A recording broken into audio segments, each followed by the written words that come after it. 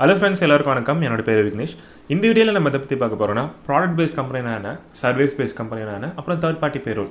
இந்த விஷயங்களை பத்தி தான் இந்த வீடியோல நம்ம பார்க்க போறோம். தேர்ட் பார்ட்டி பேரோல்ல வேலை செய்றவங்களுக்கும் ஒரு ப்ராடக்ட் பேஸ்ட் கம்பெனில டைரக்டா வர்க் பண்றவங்களுக்கும் சம்பளம் எப்படி இருக்கும், அப்புறம் அவங்களுக்கு என்னென்ன ஃபெசிலிட்டிஸ்லாம் கிடைக்கும், இந்த விஷயங்களை எல்லாம் பத்தி தான் இந்த வீடியோல நம்ம பார்க்க போறோம்.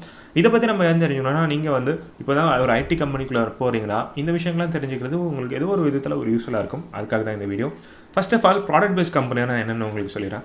ப்ராடக்ட் பேஸ்ட் கம்பெனினா ஃபார் எக்ஸாம்பிள் சொன்னால் சிஸ்கோ, ஜூனிப்பர், அப்புறம் அருபா இந்த மாதிரி கம்பெனிலாம் ப்ராடக்ட் பேஸ்ட் கம்பெனி சொல்லலாம். ஏன் இவங்கலாம் ப்ராடக்ட் பேஸ்ட் கம்பெனின்னு சொல்கிறாங்கன்னா, சிஸ்கோ கிட்ட ஓனாக ஒரு ப்ராடக்ட்டை மேனுஃபேக்சரிங் பண்ணுவாங்க. சிஸ்கோ ரவுட்டர் இருக்கும், ஜூனிப்பர் ரவுட்டர் இருக்கும், அருபாலையும் பார்த்தா ரவுட்டிங், ஸ்விட்சிங், அப்புறம் வயர்லெஸ் டிவைசஸ் எல்லாமே அவங்க வச்சிருக்காங்க. இப்போ பார்த்தீங்கன்னா இது வந்து ஓன் ப்ராடக்ட்டை மேனுஃபேக்சரிங் பண்ணுறதால அவங்க ப்ராடக்ட் பேஸ்ட் கம்பெனின்னு சொல்கிறாங்க. இப்போ சர்வீஸ் பேஸ்ட் கம்பெனிக்கு ஒரு எக்ஸாம்பிள் சொல்லணும்னா CORP, இப்போ TCS, அப்புறம் பார்த்தீங்கன்னா WIPRO, HCL இந்த மாதிரி கம்பெனிலாம் சர்வீஸ் பேஸ்ட் கம்பெனின்னு சொல்லலாம். CCNA வந்து நீங்கள் ஒரு எக்ஸாம்பிள் எடுத்துக்கிட்டீங்கன்னா CCNA கிட்ட ஓனாக எந்த ஒரு ப்ராடக்ட்டும் கிடையாது. அவங்க வந்து யாருக்கெல்லாம் சப்போர்ட் பண்ணுவாங்கன்னா பாலோ ஆல்டோ, அப்புறம் பார்த்தீங்கன்னா அருபா அந்த ப்ராடக்ட்லாம் மோஸ்ட்டாக சப்போர்ட் பண்ணுவாங்க. இன்னும் நிறைய கம்பெனி டைப்பில் இருக்காங்க நினைக்கிறேன், எனக்கு நேம் சரியாக தெரியல. இப்போ வந்து அருபான்றது ஓன் ப்ராடக்ட் இருக்கிற ஒரு கம்பெனி. அங்கேயும் பார்த்தீங்கன்னா எம்ப்ளாயிஸ் ஒர்க் பண்ணுவாங்க, ஸ்விட்சிங் டீமில் இருப்பாங்க, CCNA இருப்பாங்க. இப்போ அருபாவில் இருக்கிறவங்க பார்த்தீங்கன்னா ப்ராடக்ட் பேஸ்ட் கம்பெனியில் இருக்கிற டைரக்ட் எம்ப்ளாயி. பட் CCNA இருக்கிறவங்க பார்த்தீங்கன்னா சர்வீஸ் பேஸ்ட் கம்பெனின்னு சொல்லலாம், இல்லை தேர்ட் பார்ட்டி பேரோலில் இருக்கிற ஒரு எம்ப்ளாயின்னு சொல்லலாம். ஏன்னா வந்து இவங்க வந்து CCNA இருக்கிறவங்க யாருக்கு சப்போர்ட் பண்ணுவாங்கன்னா அருபா ப்ராடக்ட்டுக்கு சப்போர்ட் பண்ணுவாங்க. அவங்கள இன்ட்ரடியூஸ் பண்ணுறது எல்லாமே பார்த்தீங்கன்னா இவங்க நான் CCNA பேசுகிறேன் அப்படின்னு சொல்லி கஸ்டமர்கிட்டயோ இல்லை சப்போர்ட் பண்ணுற அந்த டீம் கிட்ட அவங்க சொல்ல மாட்டாங்க. அவங்க வந்து என்ன சொல்லுவாங்கன்னா, என்னோட பேர் இதுதான், நான் வந்து அருபாலேருந்து கால் பண்ணுறேன் அப்படின்னு தான் இவங்க கால் பண்ணி இவங்களை இன்ட்ரடக்ஷன் கொடுப்பாங்க. இவங்களோட க்ரெடென்ஷியல் எல்லாமே அருபா க்ரெடென்ஷியல்ஸும் இவங்ககிட்ட இருக்கும். இதுதான் பார்த்தீங்கன்னா இவங்க தேர்ட் பார்ட்டி சர்வீஸ் பேஸ்ட் கம்பெனின்னு சொல்லலாம். ஒர்க் வைஸில் பார்த்தீங்கன்னா இப்போ தேர்ட் பார்ட்டி கம்பெனியில் வேலை செய்கிறவங்களுக்கும் ப்ராடக்ட் பேஸ்ட் கம்பெனியில் வேலை செய்கிறவங்களுக்கும் மோர் ஓவர் சிமிலராக தான் இருக்கும். எந்த ஒரு டிஃப்ரென்ஸுமே இருக்காது. ஃபார் எக்ஸாம்பிள் சொன்னால், நான் வந்து தேர்ட் பார்ட்டி பேரோவில் சிஸ்கோக்குள்ளே வேலை செஞ்சுருக்கேன். சிஸ்கோவில் இருக்கிறப்பவங்களும் பார்த்தா டேரக்ட் எம்ப்ளாயி என்னோட லெவலில் இருக்க ஒர்க் பண்ணுறாங்களே, L1 ஒர்க் பண்ணுறாங்க பார்த்தா சேம் ஒர்க் தான் பண்ணுவாங்க. பட் அவங்க ப்ராடக்ட் பேஸ்ட் கம்பெனியில் இருக்கிற ஓன் எம்ப்ளாயி. பட் நான் வந்து தேர்ட் பார்ட்டி பேரோவில் ஹையர் பண்ண ஒரு எம்ப்ளாயி. எனக்கும் அவங்களுக்கும் பார்த்தீங்கன்னா சேலரி டிஃப்ரென்ஸ் பெரிய அளவில் இருக்கும். நீங்கள் வந்து நான் ப்ராடக்ட் பேஸ்ட் கம்பெனிக்கு எப்படி டேரெக்டாக போகணும்னு நினச்சிங்கன்னா, அதுக்கு ஒரு சில கிரிட்டீரியாஸ்லாம் இருக்குது. ஒன்று வந்து கேம்பஸ் இன்டர்வியூவில் ஃப்ரெஷராக நீங்கள் போகலாம். இல்லை என்னோட காலேஜில் கேம்பஸ் இன்டர்வியூவில் நான் எப்படி அங்கே போக முடியும், நீங்கள் வந்து ஃப்ரெஷராக கேம்பஸ் இன்டர்வியூ இல்லாமல் வேறு உள்ளே போகிறது அப்படின்னு கேட்டால் ரொம்ப கஷ்டம். 95% சாத்தியம் இல்லை.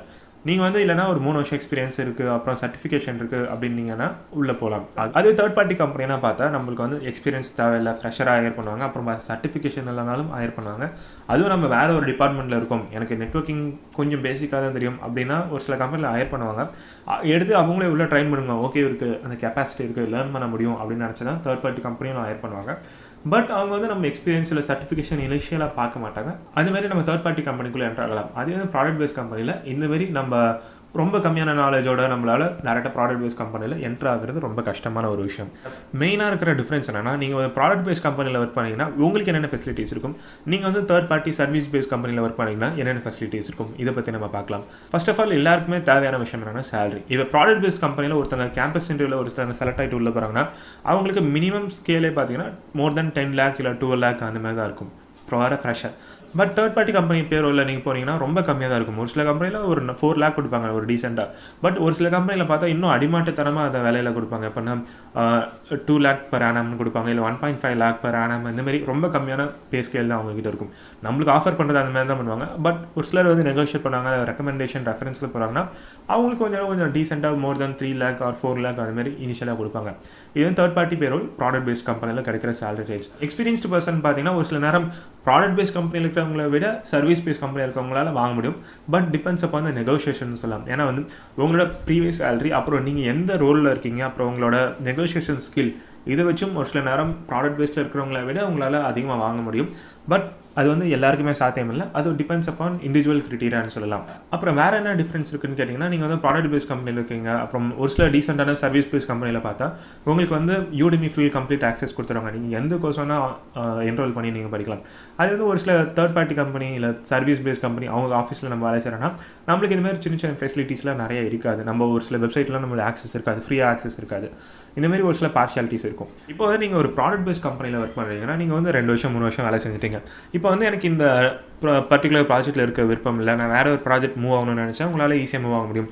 இல்லை வந்து நீங்கள் டெக்னிக்கல் ரோல் வந்து ஒரு மேனேஜ்மெண்ட் ரோல் மூவ் ஆகணும்னு நினைக்கிறீங்கன்னா இல்லை இன்டர்னலாக இருக்கிற இன்டர்வியூ அப்ளை பண்ணி கிளியர் பண்ணிட்டீங்கன்னா நீங்கள் உள்ளே வந்து வேறு ஒரு ப்ராஜெக்ட்டோ இல்லை வேறு ஒரு ரோலாக நீங்கள் மாறிக்க முடியும்.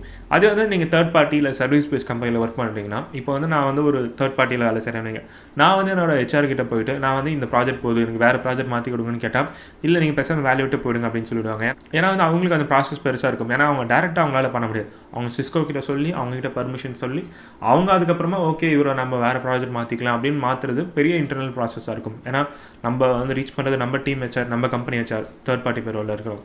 அவங்க சிஸ்கோ கூட ரீச் பண்ணும். அதுக்கப்புறம் சிஸ்கோ வந்து பார்த்தா திருப்பி ஏன் ரீசன்லாம் சொல்லி அப்புறம் மாற்றுறது கொஞ்சம் பெரிய ப்ராசஸாக இருக்கும். அதனால் ஒரு சிலர் வந்து கேட்டாங்கன்னா நீங்கள் வேலையிட்டே போயிருங்க, வேறு ப்ராஜெக்ட் வேலையிட்டே போயிடலாம் தாராளம் அப்படின்னு சொல்லிடுவாங்க.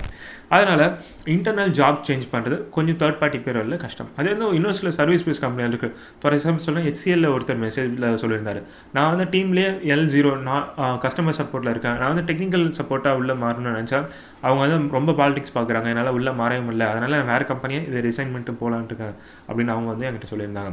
அதனால் சர்வீஸ் பேஸ் கம்பெனியில் பார்த்தீங்கன்னா இந்தமாரி ஜாப் ஸ்விட்சிங் அப்புறம் ரோல் ஸ்விட்சிங் அது வந்து கொஞ்சம் கஷ்டமான விஷயம். நெக்ஸ்ட் விஷயம் என்னென்னா, இப்போ வந்து சிஸ்கோவில் இல்லை ஜூனிப்பர்லையோ இல்லை அருபாவில் நீங்கள் ஒர்க் பண்ணுறீங்க, உங்களுக்கு ஏதோ ஒரு சர்டிஃபிகேஷன் பண்ணணும்னு நினச்சிங்கன்னா, இப்போ வந்து நீங்கள் சிஸ்கோ இல்லை அருபா இல்லை ஜூனிப்பர் இதுமாரி ஒரு ப்ராடக்ட் பேஸ் கம்பெனியில் டேரெக்டாக ஒர்க் பண்ணிட்டு இருக்கீங்கன்னு வச்சுக்கலாம்.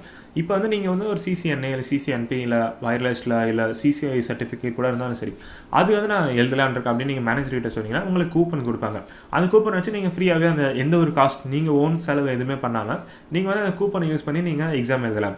பட் அதே வந்து தேர்ட் பார்ட்டி சர்வீஸ் பேஸ் கம்பெனிலும் கொடுப்பாங்க. பட் அங்கே ஒரு கண்டிஷன் இருக்கும். என்னென்னா நீங்கள் வந்து இப்போ ஒரு சர்டிஃபிகேஷன் பண்ணிங்கன்னா நீங்கள் ஃபர்தராக இன்னும் 18 months எங்கள் கம்பெனியில் ஒர்க் பண்ணுறோம் அப்படின்னு நீங்கள் ஒரு அக்ரிமெண்ட் கொடுக்கணும். இல்லை அந்த பிட்வீன் 18 monthsக்குள்ளே நீங்கள் வேலையை விட்டு போனோன்னா நீங்கள் வந்து உங்களுக்கு அந்த சர்டிஃபிகேஷனோட காஸ்ட்டை நீங்கள் ரீபே பண்ணணும். இந்தமாரி ஒரு சில அக்ரிமெண்ட்ஸ் இருக்கும். பட் ப்ராடக்ட் பேஸ் கம்பெனியில் இந்தமாரி அக்ரிமெண்ட்ஸ்லாம் எதுவுமே இருக்காது. அப்புறம் ஒரு இன்ட்ரெஸ்டிங்கான விஷயம் என்னன்னா, நீங்கள் வந்து ஒரு ப்ராடக்ட் பேஸ் கம்பெனியில் ஒரு அங்கேயும் கிரேடு சிஸ்டம்லாம் இருக்குது. அந்த கிரேடில் நீங்கள் ஒரு ஹையர் கிரேடில் இருக்கீங்கன்னா உங்களுக்கு வந்து ஷேர் கொடுப்பாங்க. ஒரு 3 monthsக்கு ஒன்ஸ் இல்லை 1 yearக்கு வந்து 6 months ஒன்ஸ் வந்து உங்களுக்கு வந்து அந்த கம்பெனிலேருந்து ஒரு பர்டிகுலர் அமௌண்ட் ஆஃப் ஷேர்ஸ் கொடுப்பாங்க. அவங்க கம்பெனியோட ஓன் ஷேர் கொடுப்பாங்க. நீங்கள் வந்து அந்த பர்டிகுலர் ஷேர்ஸை வந்து ஒரு பர்டிகுலர் டைமுக்கு அப்புறம் நீங்கள் வேணும்னா விற்றுக்கலாம், இல்லை அப்படியே நீங்கள் ஷேர் அவங்க அக்கௌண்ட்டில் அப்படியே வச்சுக்கலாம். என்னோட ஃப்ரெண்ட்ஸ் ஒரு சிலர் வந்து இப்போ சிஸ்கோவில் வந்து அவங்க டேரக்ட் எம்ப்ளாயி ரிசைன் பண்ணி இருப்பாங்க. அவங்களுக்கு பார்த்தா அரௌண்ட் 5 to 10 lakh ஒர்த்தான ஷேர் கொடுத்துருந்தாங்க. எவ்வளோ ஆட் பண்ணிகிட்டே இருந்தாங்க.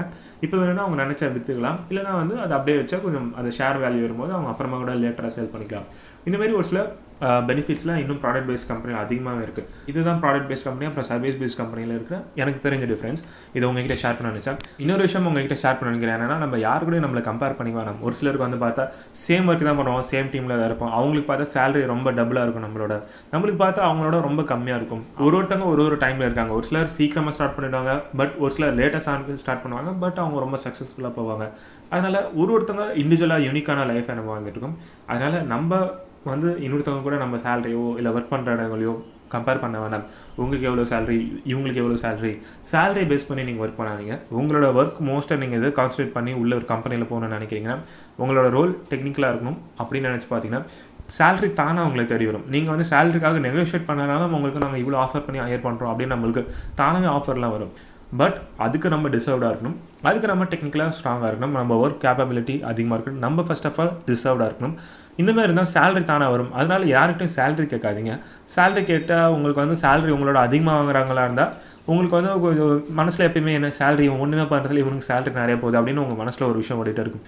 இல்லை ஒரு சிலருக்கு உங்களோட ரொம்ப சேலரி கம்மியாக வருது அப்படின்னு நினச்சா அவனுக்கு என்ன கீழே இருக்குது நம்மளோட கம்மியாக இருக்குன்னு ஒரு மைண்டில் ஒரு நெகட்டிவான இல்லை ஒரு இன்ஃபீரியாரிட்டி காம்ப்ளெக்ஸ் வரும். அதனால் யார்கிட்டையும் சேலரி கேட்காதீங்க. இதுதான் உங்கள்கிட்ட ஷேர் பண்ண நினச்சேன். மேலும் நான் சொன்னதில் ஏதாச்சும் ப்ராடக்ட் பேஸ் கம்பெனி இல்லை சர்வீஸ் பேஸ் கம்பெனியில் உங்களுக்கு புரியலைன்னா கீழே கமெண்ட் பண்ணுங்கள். மேலும் உங்களுக்கு வேறு ஏதாச்சும் ஒரு பாயிண்ட் ஆட் பண்ணணும்னு வச்சிங்கன்னா கீழே கமெண்ட் செக்ஷனில் பதிவு பண்ணுங்கள். பார்க்குற மற்றவங்களுக்கு கண்டிப்பாக யூஸ்ஃபுல்லாக இருக்கும். உங்கள் நேரத்தை ஒதுக்கி இந்த வீடியோ பார்த்துக்காக நன்றி. மீண்டும் அடுத்த யூஸ்ஃபுல்லான ஒரு வீடியோவில் சந்திக்கும் முறை வீடியோ பெறுகிறேன். என் பேர் விக்னேஷ். பாய்.